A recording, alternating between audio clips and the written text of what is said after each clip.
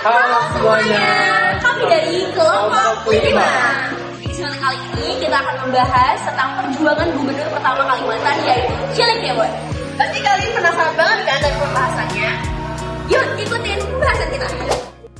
Cilik Rewot lahir pada tanggal 2 Februari 1918 dan meninggal pada tanggal 17 Agustus 1987.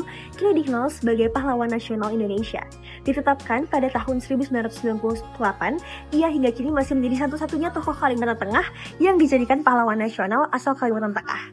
Melihat rekam jejaknya dalam pentas sejarah, penghargaan itu pantas disematkan pada gubernur pertama Provinsi Kalimantan Tengah ini. Selain menjadi gubernur pertama, Cilik sebelumnya pernah menjabat sebagai Bupati Kota Waringin di Sampit saat Pulau Kalimantan masih menjadi satu provinsi. Dalam masa perang mempertahankan kemerdekaan, Cilik memimpin sejumlah orang Dayak, mewakili mereka bersumpah setia mendukung Republik Indonesia yang baru berdiri pada saat itu di ibu kota negara saat itu yaitu Yogyakarta. Cilik juga menjadi komandan pasukan MN 1001 yang para serdadunya dikenal sebagai pasukan penerjun pertama untuk Indonesia pada 17 Oktober 1947. Cilik Rewot adalah sosok yang terlahir dari pedalaman Kalimantan. Sulit membayangkan bagaimana situasi desa Katunen tak jauh dari Kasongan, Kabupaten Katingan kini pada awal abad 20 itu. Jaringan jalan darat antar kota penting di Kalimantan Tengah baru mulai menjadi perlintasan umum yang melewati Kasongan saat Cilik Rewot telah meninggal dunia. Kasongan juga bukan daerah yang dekat dengan pantai seperti halnya Kumai atau Pangkaan, Kuala Kapuas atau Sampit yang sudah lama menjadi pelabuhan utama di Kalimantan Tengah. Lalu bagaimana kita bisa memahami kiprah Cilik Rewot hingga menjadi aktor sejarah utama, tidak hanya secara lokal, tapi juga dalam hubungannya dengan sejarah politik nasional. Terlahir dalam keterisolasian, pastinya akan menjadi masalah abadi bagi tumbuh kembang sebuah generasi pedalaman. Namun, setiap kecilnya daerah itu, ada konteks lain yang bersifat global, yang terjadi saat itu di lingkungan hidup Cilik Rewot. Konteks inilah yang membawa Cilik berinteraksi dengan pendidikan dan alam kebudayaan di luar daerahnya. Cilik kecil tumbuh dengan orang tua yang hari-harinya bekerja sebagai peladang berpindah. Ibundanya, Iyai, Malan, ayahandanya, Rewot Dahiang, Malau, tulis Nila Rewot dalam buku Sanaman Lampang, kisah seputar kehidupan Cilik Rewot. Situasi itu membiasakan hidup Cilik berpindah-pindah.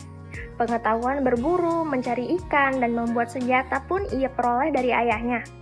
Ada satu lagi kebiasaan Cilik yang diwarisi dari sang ayah, yaitu berlampah atau yang disebut bertapa di Bukit Batu. Konon, karena kebiasaan berlampah itu, Cilik memperoleh wangsit untuk menyeberang ke Jawa, pulau yang menjadi ruang tamunya. Indonesia tempat dinamika sosial politik paling keras terjadi. Ke Jawa dan perjuangan melalui tulisan penting dicatat. Sebelum pergi ke Jawa, masa kanak-kanak kedewasaannya, Cilik sudah mendapatkan pendidikan modern barat. Ia mengenyam sekolah dasar di Vervolus School Zending di Kasongan. Orang tuanya bahkan menitipkan dirinya untuk tinggal di keluarga pendeta yang datang dari Eropa. Zending ini pula yang menurut PM Laksono dan kawan-kawan dalam buku Pergulatan Identitas Dayak dan Indonesia, belajar dari Cilik Rewot yang mengirimkan Cilik untuk sekolah perawat di Banyuasi dan Purwakarta, Jawa Barat pada 1936. Sebagai pemuda yang digambarkan dalam buku PM Laksono dan kawan-kawan, menganggap Pulau Jawa dengan imajinasi yang spektakuler, Cilik entah bagaimana kemudian tertarik dengan aktivitas jurnalistik. Mulanya ia tertarik dengan jurnalistik karena saban hari mengamati aktivitas loper koran.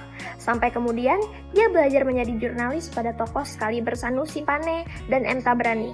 Inilah yang perlu dicatat, ketertarikan yang diikuti kapasitas menulis menjadi ciri banyak tokoh pergerakan nasional saat itu. Cilik Rewot pun menggunakan tulisan sebagai senjata untuk berjuang, baik untuk kemerdekaan Indonesia maupun memperjuangkan martabat etnis Dayak, yang merupakan alam kebudayaan yang telah melahirkannya. Salah satu artikelnya yang tujuannya mengunggah orang Dayak, ia tulis saat berusia 21 tahun di Suara Pakat, terbitan milik organisasi Pakat Dajak yang disponsori Balai Pustaka. Artikel itu berjudul Kamiar Otos Ita Dajak Hong 100 Injelo yang disebut kemajuan suku Dayak dalam 100 tahun. Dalam tulisan itu, ia mengungkap ketertinggalan suku Dayak dalam bidang pendidikan. Perspektifnya sangat modernis. Ia percaya pendidikan adalah gerbang untuk meninggikan derajat orang Dayak. Ia mengungkap sikap orang Dayak kebanyakan pada saat itu yang menurutnya berpandangan seperti ini. Apa guna kalian masuk sekolah tinggi-tinggi, sekolah Belanda menjadi orang berpangkat, karena sudah cukup bagi kalian jika sudah mengenal huruf, bisa membaca dan menulis. Karena nantinya kalian juga harus bertani, mengolah tanah di antara hutan lebat.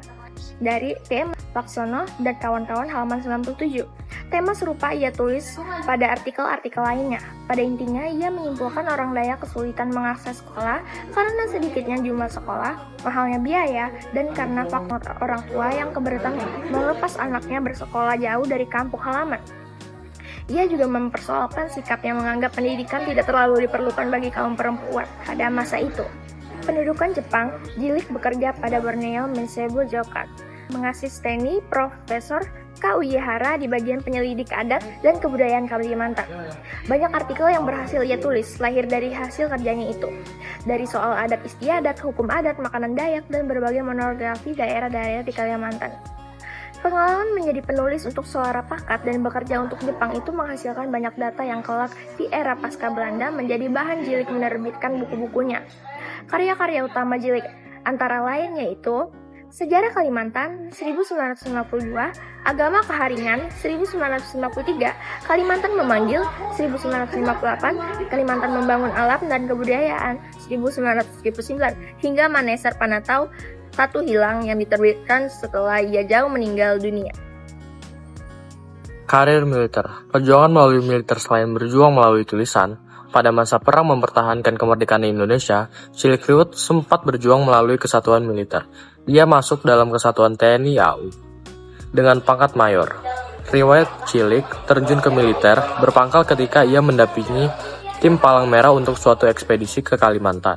Ekspedisi yang seharusnya melalui Surabaya itu gagal karena dampak dari pertemuan sengit di Surabaya November 1945. Ia lalu mengikuti pelatihan keterampilan militer dan ia lalu mendapat tugas sebagai komandan MN 1001.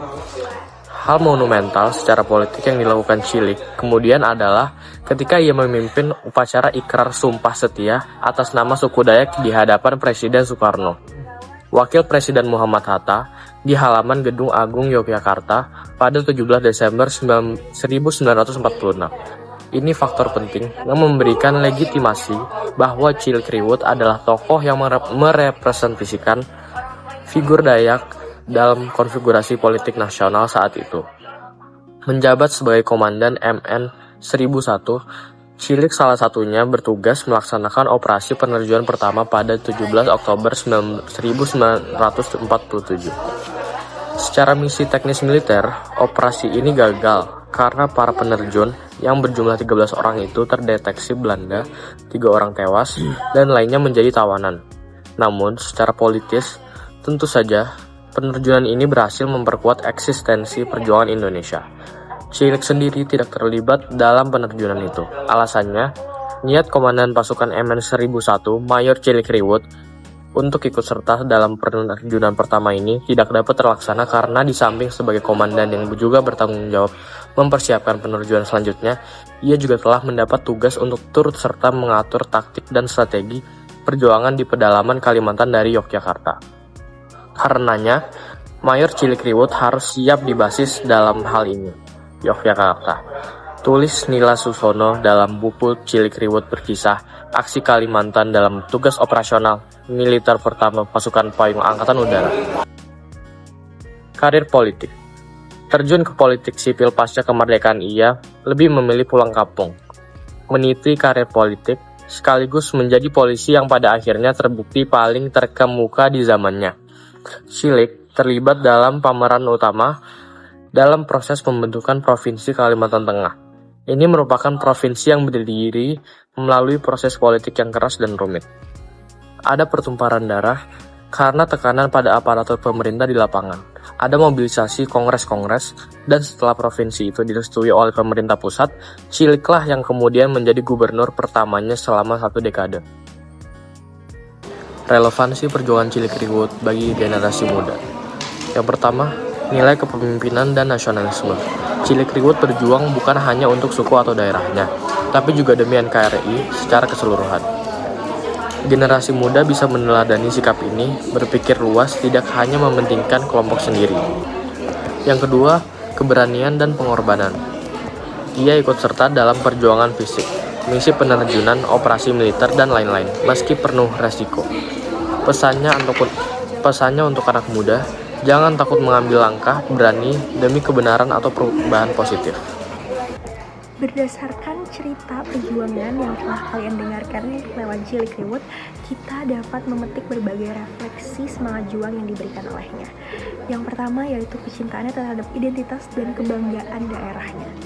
Perjuangannya membuat Kalimantan Tengah diakui sebagai provinsi sendiri pada tahun 1957, dan melalui ceritanya generasi muda di Kalimantan Tengah bisa menjadikan ini sebagai sumber kebanggaan sehingga lebih cinta daerah sekaligus bangsa. Dan yang kedua yaitu inspirasi untuk terus berkarya. Cilikriwut tidak berhenti hanya di bidang militer, ia juga menulis, menjadi pemimpin, dan mengembangkan daerahnya. Dan yang kedua yaitu generasi muda bisa belajar bahwa kontribusi tidak hanya lewat perang, tapi juga lewat ilmu, karya, dan kepemimpinan. Sekian presentasi dari kita. Terima kasih untuk Budian dan teman-teman yang sudah mendengarkan. Semoga informasi ini bermanfaat bagi kalian semua. Bye-bye!